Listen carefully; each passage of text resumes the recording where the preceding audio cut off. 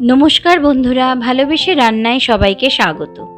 আজকে আমরা বানাবো দই লুচি বা দই পুরি। দই পুরি বানানোর জন্য নিয়ে নিচ্ছি 1.5 বাটি ময়দা, দিয়ে দিলাম 1/2 চামচ নুন, 1/2 চামচ চিনি আর 2 চামচ সাদা তেল। খুব ভালো করে সব কিছু মিশিয়ে নিচ্ছি। ময়ামটা আমাদের ভালো হয়েছে কিনা দেখুন। যখন আমরা মুঠো করছি এটা একটা মন্ড হচ্ছে, আবার ভেঙে দিলে ঝুরঝুরে হয়ে যাচ্ছে, তার মানে ময়ামটা আমাদের খুব ভালো হয়েছে।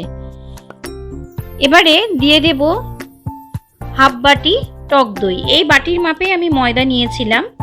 টক দই আর ময়দা খুব ভালো করে ঠেসে ঠেসে মেখে নেব। টক দইয়ের মধ্যেই জল থাকে, তাই আগের থেকে বেশি জল আমরা দেব না। এবারে আমরা অল্প অল্প জল দিয়ে ময়দাটা মাখতে থাকবো। প্রথমে খুব বেশি জল দিয়ে দিলে ময়দাটা নরম হয়ে যাবে, তাই বারে বারে একটু একটু করে জল দিয়ে ঠেসে ঠেসে ময়দাটাকে খুব ভালো করে আমরা মেখে নেব। দেখুন আমাদের ময়দাটা মাখা হয়ে গেছে। এবারে আমরা ময়দাটাকে আধ ঘন্টা থেকে 45 মিনিট রেস্ট করতে দেব। 45 মিনিট পর ঢাকা সরিয়ে আবারও একটু ময়দাটা মেখে নিচ্ছি 2-3 মিনিট ভালো করে ঠেসে ঠেসে। এবারে আমরা ময়দা থেকে ছোট ছোট লেচি কেটে নেব। অপরদিকে ওভেনে একটা কড়াই বসিয়ে দিয়ে দেব তেল। তেলটা ভালো করে গরম হতে থাকবে। এদিকে আমরা দই পুরি বা দই লুচি যেগুলো বানাবো সেগুলো আমরা বেলে নেব। তেল দিয়ে আমরা বেলবো।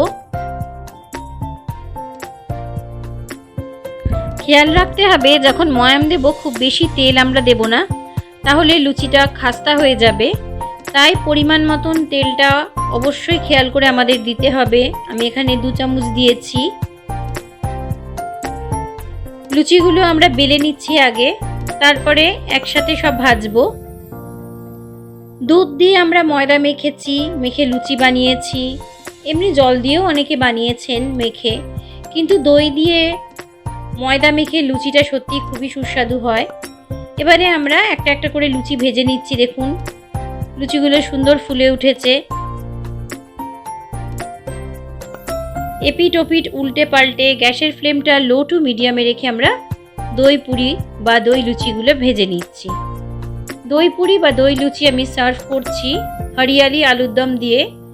হরিয়ালি আলুর দম বা গ্রিন আলুর দমের রেসিপি আমি আগের ভিডিওতে দিয়েছি, তাও আমি এখানে ডেসক্রিপশন বক্সে লিঙ্কটা শেয়ার করে দেব।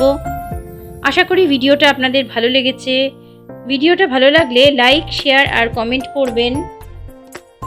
চ্যানেলে নতুন বন্ধু হয়ে থাকলে চ্যানেলটি সাবস্ক্রাইব করবেন। পাশে থাকা বেল আইকনটি প্রেস করবেন যাতে আমি নতুন কোনো রেসিপি দিলে আপনাদের কাছে পৌঁছে যায়। আর পুরনো বন্ধুরা এইভাবেই আমার পাশে থাকবেন। সকলকে অনেক ধন্যবাদ জানিয়ে আজকের ভিডিওটা এখানেই শেষ করছি।